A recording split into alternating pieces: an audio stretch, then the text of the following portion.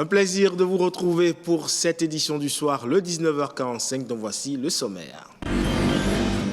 On évoque cette pratique très ancrée dans la culture africaine et qui est une façon de communiquer avec les ancêtres. La libation, quel est son sens et sa portée dans la culture béninoise? On en parle. En plus de la libation, il y a cette entité qui régit souvent une famille ou un initié et qui interdit certaines attitudes. Il s'agit des totems. Ils sont à respecter pour ne pas s'attirer un malheur. Enfin, dans un monde où les mutations s'opèrent et s'enracinent dans les pensées, quels usages faire du vaudou pour en faire un instrument de développement? On en parle dans un instant.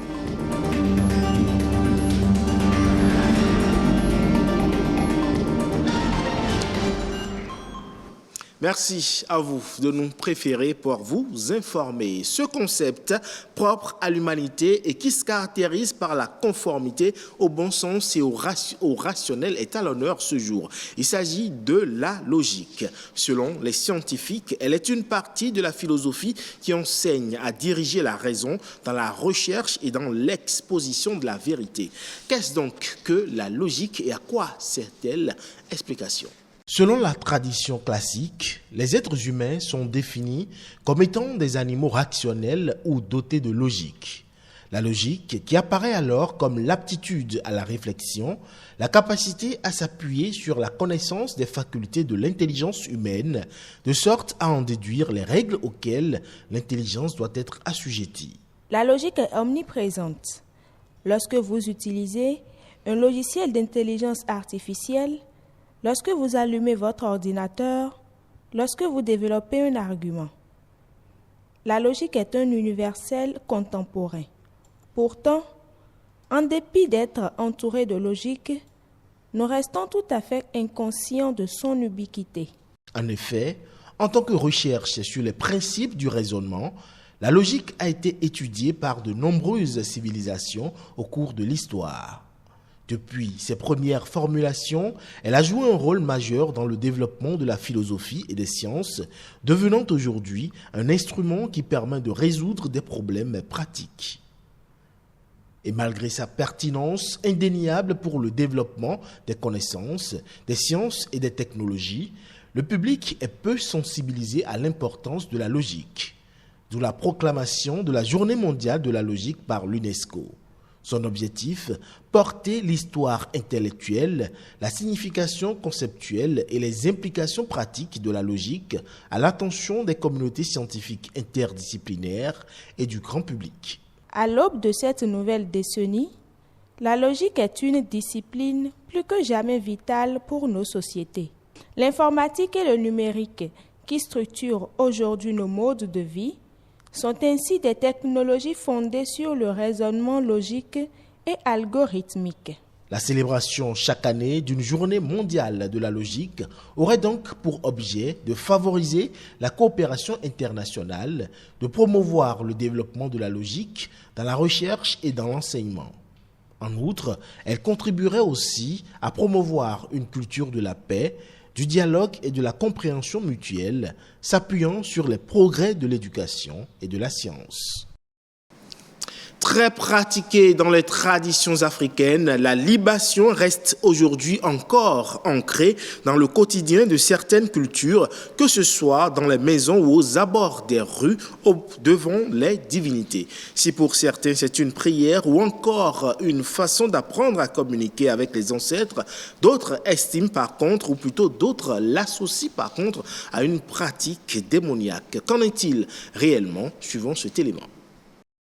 C'est un rituel religieux qui précède généralement le démarrage d'une cérémonie familiale ou vient en offrande à une divinité.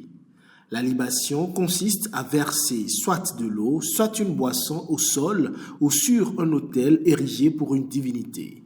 Cette pratique revêt un sens mystérieux. C'est un rituel qui permet d'établir la connexion entre le monde visible et invisible. Faire une libation requiert donc un objectif bien défini. On ne se lève pas pour aller faire une libation.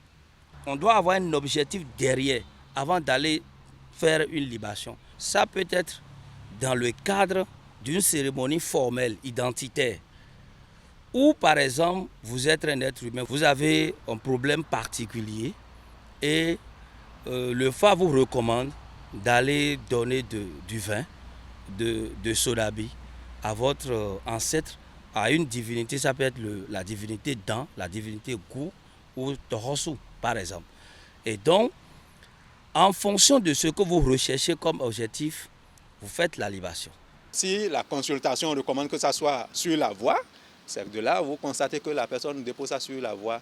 Ce n'est pas pour, en réalité, vouloir faire du mal à un usager de la voie. Non.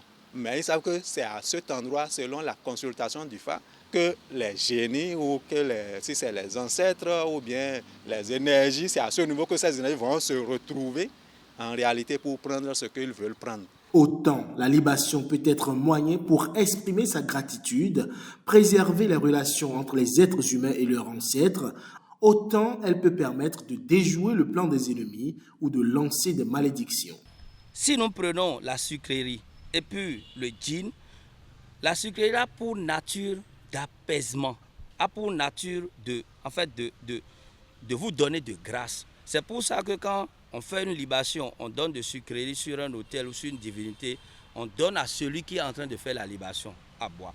Mais lorsqu'on donne de djinn sur une divinité ou de sodabi, l'alcool sur une divinité, on ne vous donne pas à boire le reste. Le reste, on verse ça par terre parce que on demande à l'esprit qui est là de vous donner de bonheur à travers la sucrerie qu'on vous a donnée à boire. Et puis le reste là, le djinn qu'on a versé, la petite quantité qui reste là, qu'on verse par terre, c'est pour vos ennemis. Peu importe sa finalité, le but ultime de la libation est de préserver l'ordre cosmique, l'unité et l'équilibre entre le visible et l'invisible. Et on reste avec les divinités pour parler à présent des totems, ces interdits inspirés de la tradition qui régissent une communauté ou parfois des adeptes des divinités. Même si selon les appréciations, les totems sont comme venant de l'abstraction, eh bien d'autres estiment que c'est une réalité dont le non-respect exposerait à des sanctions naturelles. Qu'en est-il véritablement? Suivons cet élément. Si nous, on mange viande de porc, nos peaux commencent par se gâter comme ça et puis c'est comme ça. Des propos qui reviennent souvent dans la population. Ils sont liés aux totems. Par principe, les totems méritent respect. Mais dans une société laïque comme celle du Bénin, chacun a sa position sur le sujet. Je ne taille pas vraiment d'importance à ça. Parce que je pense qu'on n'a pas vraiment besoin de ça. Il y a une divinité dans notre famille et selon cette divinité, on ne consomme pas la viande de serpent, l'haricot rouge. Si par mégarde, un membre de la famille consomme par hasard, on ne sait pas, la personne peut avoir des maladies. Même si on le transporte des hôpitaux en hôpitaux, là, ça ne se guérit pas. Dans le lot, il se dégage ceux qui se demandent de quoi on parle. Un totem, c'est un ensemble de pratiques qu'on colle à une famille. Je prends une famille comme ça, une famille X, et on peut dire dans cette famille X-là, on ne doit pas se coucher par terre. C'est un végétal, un arbre, et on vous dira, cet arbre est un totem pour vous, vous n'allez pas manger son fruit. Le totem devient un tabou. Les interdits nés des totems sont liés à bien d'autres raisons. En cas de non-respect de ces interdits, il y a des sanctions. Je connais des familles où si vous mangez la viande de porc, vous allez attraper la maladie de la terre qu'on appelle rougeole. Il est formellement interdit qu'une de nos femmes enceintes consomme de la viande du rat, le rat palmiste bien sûr. Comme effet négatif que ça peut avoir sur le bébé à l'avenir, c'est qu'une fois que cet enfant naîtra, il peut devenir voleur. Au Bénin, entre le citoyen non initié et l'initié, l'un est plus disposé au respect des totems que l'autre. L'adepte vaudou ou le vaudou-ci est plus contraint au respect, à l'obéissance du totem que par exemple un citoyen lambda qui n'a pas connu d'initiation et qui ne connaît pas la valeur donc de ce que représente ce totem. Au-delà des totems, l'une des particularités qui fait la spécificité du Bénin, eh bien, ce sont les valeurs endogènes. Mais dans un monde où les mutations s'opèrent et s'enracinent au quotidien dans les pensées, quels usages faire du vaudou et de façon plus globale des religions endogènes? Réponse ici avec Raymond Assoba. Il y a des valeurs auxquelles il faut se référer pour s'ajuster par rapport à l'avenir. Nous avons instauré le campus de biologie. Dorénavant, pour nous, en fait, il faut amener les enseignants qui veulent s'investir dans ce domaine à rencontrer les Huno au niveau des campus de biologie. Et d'accord, il faut pouvoir enseigner les jeunes dans l'intégrale que constitue Fa Vodumbo, afin de les amener à être en fait des producteurs de connaissances, de sciences et bien sûr d'économie. Là où le français ne peut pas dire nos réalités, il faut prendre en compte dans les langues nationales la nomination de ces réalités. C'est pourquoi, par exemple, on ne dira plus des vaudounos des sachants. Non, ils ne sont pas plus sachés que les savants. Ce sont des vaudounos. Il ne faut plus définir vaudou par religion. Vaudou, c'est vaudou. Vaudou, c'est vaudou. Et à partir de ce moment, je pense que nous aurons la fierté de nous-mêmes. Et puis, nous aurons une base pour faire décoller ce pays et être dorénavant un pays en fait de puissance comme les autres pays.